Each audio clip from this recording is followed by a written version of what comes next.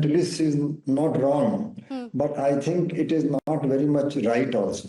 Okay. Why it is not wrong? Because we have to conserve the Aravallis not only against to prevent desertification, but also Aravallis provide a lot of flora, fauna, they support the subsoil water, so many things, they support the ecology of the four states that have got the Aravalli in their fold, that is Gujarat and Rajasthan, Haryana and Delhi.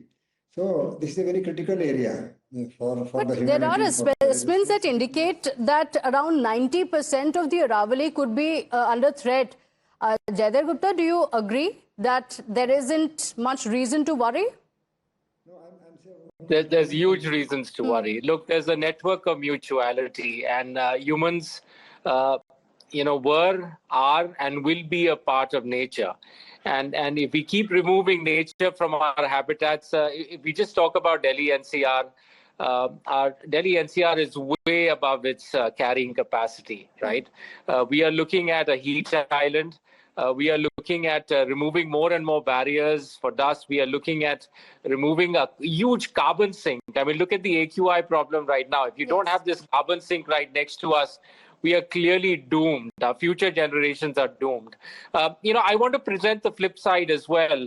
I want to present to people that, the sand, the bajri, the kota stone, the marble, the granite that is coming into your homes, because everybody in Delhi and, urban India wants bigger and better homes as well. Well, this is what we are destroying to give you bigger and better homes. So, there's a way to maintain a balance and an equilibrium. And it's not by destroying this habitat that is in a very, very fragile state already. And let me tell you, our lives are in a fragile state. If we were talking about even maintaining our quality of life, which has seen a huge degradation over the past 10 years, I'd say, okay, there is some good, and we need construction materials, we need development. But I have only seen my quality of life get degraded over the past 10 years, and I'm already moving out of the Delhi. I'm a pollution refugee. I have to move away from Delhi during every air pollution season, from Dussehra to Holi, and now I'm looking at moving permanently. And I think that's the writing on the wall for kind of all of urban India. Our cities are not fit for human habitation anymore, and if we continue down this path of destroying nature that we were once part of, I don't know where we're going with this. Okay, because there are so many concerns around it, many are not taking it seriously enough, do you think, because they believe that it's not an immediate threat? Realistically, if we do follow this SE ruling, about 90% of it is going to be affected. What are going to be the immediate effects? How do you see this Delhi-NCR region, the areas around the Aravalli ranges also being affected by this? How do you see the immediate impact that is going to have in these regions, that people should be worried about, that people should wake up and say that, look, this is unacceptable? Look, the people who are not worried about it are the people who are already disconnected from nature. And that's a larger part of urban India.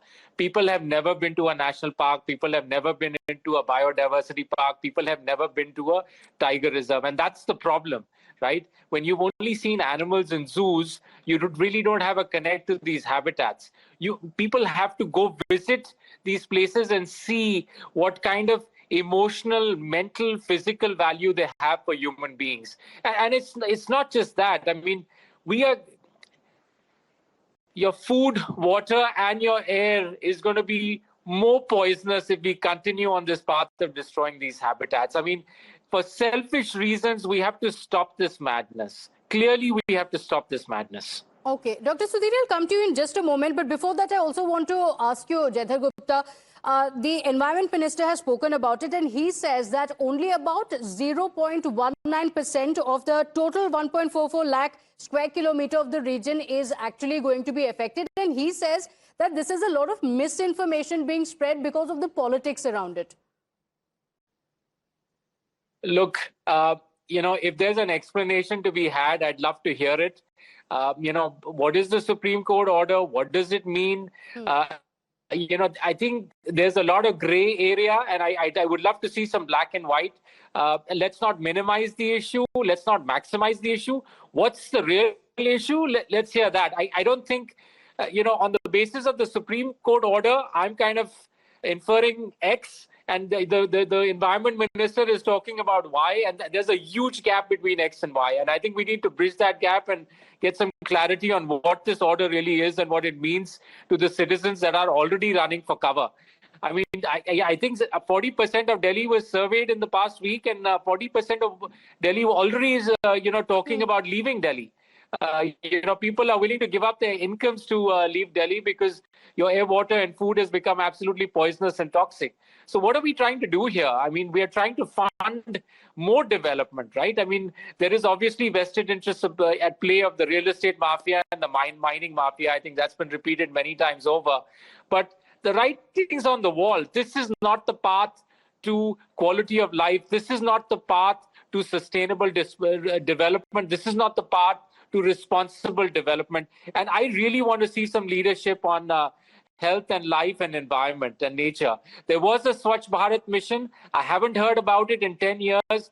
I'd love to see this government bring it back because we desperately need it. Okay. Now that we put the concerns out there, Dr. Sudhir, if you can come in here on why you believe that we shouldn't be worried about it. Are you really saying that this is scientifically defensible? Well, the Supreme Court order I have read, the judgment of the Supreme Court dated 20th November 2025, I think it has not been read properly, or it is being contested only in fractions. If you see the full order, it has not said that mining should be continued. It has only defined, provided a definition for Aravalli Hills and range for the entire, all the 4 states. Because the 4 states had differing definitions, and a 5th definition was given by the Forest Survey of India, which all were found to be incomplete and to an extent, not mapping properly. So therefore, the Supreme Court set up a committee comprising the environment secretaries of the state governments and the Government of India's Ministry of Environment and Climate Change, and then the Forest Survey of India and the Geological Survey of India. All those people put together, they gave a common definition. So as far as definition part is concerned, that is one thing. And I don't think the definition has got anything seriously wrong. But the more important thing, because what happens is we have got hooked to one point only. See the full order. The Supreme Court has said that states should prepare a management plan for sustainable mining for the Aravalli regions. And until that plan is prepared, no new mining permits will be given, and existing mining activities shall be closely monitored. I mean, tell me what is wrong with that. That is number one. Number two, it has also said that in the areas where the permissible areas also, the eco-sensitive zones should be identified, and the areas where already mining has taken place, how to rehabilitate, action plan should be prepared. So please tell me what is wrong with that. And like that, it has also said that environment impact assessment of the mining activity should be conducted, micro level also, and of course, macro level also. What is wrong with that? And also, as I said, that post-mining restoration activities. And they have, as I said, that renewal of mining leases as well as should be given only after because despite the Supreme Court's orders and these restrictions that are in place even currently, Doctor, we're still seeing illegal mining taking place. It continues in the range as well, isn't it? Jayadar Gupta, do you agree with Dr. Sudhir? Because he says that you're reading too much into the Supreme Court, or it's not being read right by the environmentalists, and that's why they're raising objections to it. Because if you look at it, there's not much to worry.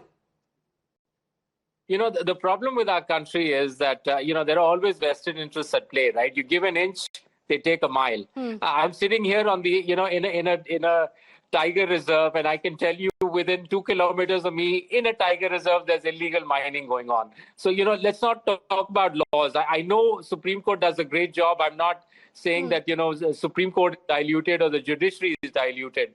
The problem is the lack of enforcement. And the problem is the gray areas, right? The people who are mining are only motivated by their selfish interests and greed. They're not motivated by protecting habitats. And with all the great intent of, the Supreme Court, because there is a ban on paddy burning, there is a ban on biomass burning in Delhi, but yeah, those are great laws and great things that have come out of the Supreme Court, and look at what's happening in reality. So I'm just drawing some parity here. that you give an inch and people are going to take a mile. And these, habitats are sacred. They need to be protected. I'm sorry, I'm not willing to even give an inch. Okay, so Dr. Sudhir, these are the concerns, the real concerns, that the Supreme Court ruling, you're right, there may be a lot of restrictions, regulations that are in place, but in reality, it's a completely different story, and that's why there are so many concerns. Well, the Supreme Court order and reality, the Supreme Court cannot handle the day-to-day administration. It is the state governments, it is the local governments, they have all to, do their work.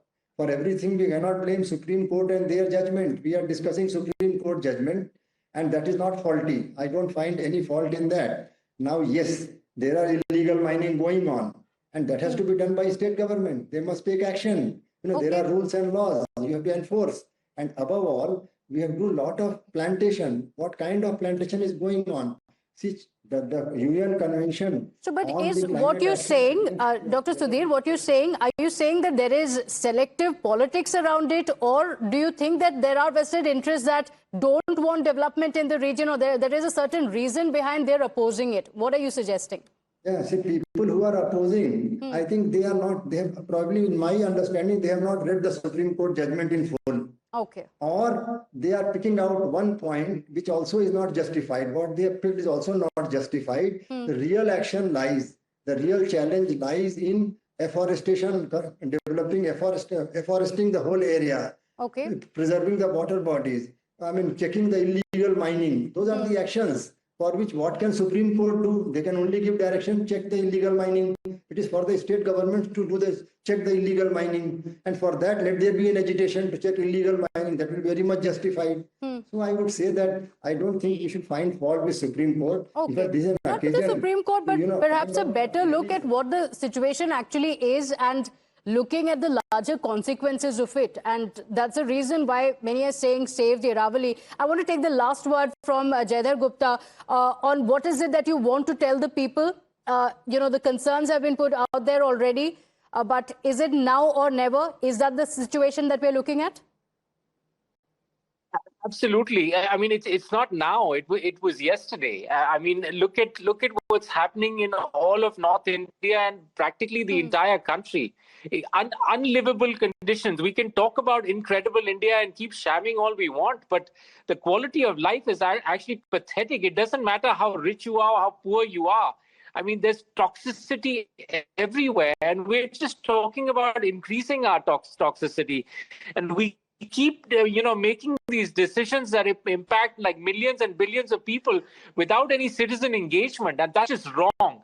At this stage, you know what, I'm going to say it on record that I don't trust my leadership. I don't trust the judiciary. Whoever is getting impacted from these states, they need to be part of the decision making. We need to have town halls. We need to have accountability. We cannot proceed the way we are working right now. This model of $5 trillion economy or development is not working. It's not working for anybody. Okay, all right. Wake up. That's the message then. Thank you so much for joining us, Mr. Jaydhar Gupta, as well as Dr. Sudhir Krishna, for joining us on the broadcast. It's now or never, and now wake up and ensure that you save the Aravalli. That's the message.